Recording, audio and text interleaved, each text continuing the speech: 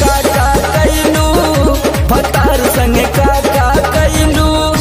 लाजो न लागे तो है पूछे में ओई सोन बात हो। कैसे बनम के कोरा सुतैलू, केवाड़ी में किली लगैलू, भतार संगे का कैलू, भतार संगे का कैलू। अरे चलो हटो, का करब जान के।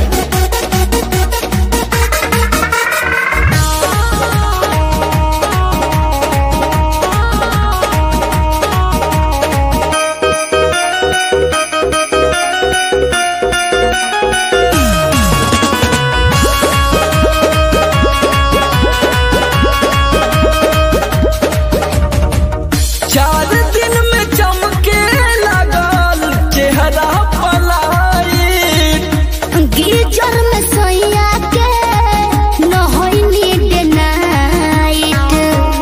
का बुझलो? 4 दिन में चमके लगल चेहरा पलायिट। गीजर में सोया के न होई नीड नाइट। कई बार चोंच से चोंच लड़ैलू, गुलाबिया चादर ओढ़लू, भतार संगे का कैलू, भतार संगे का कैलू।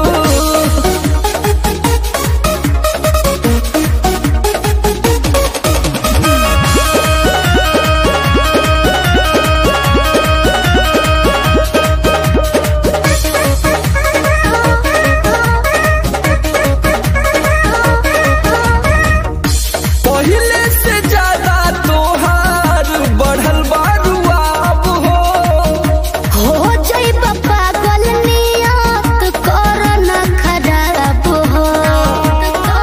पगला जाइब ए बाबू।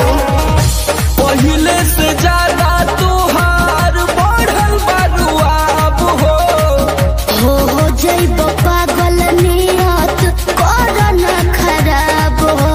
सोमर आलोक के पीछे घुमैलू, झूठो न कबो चिखैलू, भतार संगे का कैलू, भतार संगे का कैलू। अरे अब तो बता दा। तो ई कुल बतावे वाला बात ह।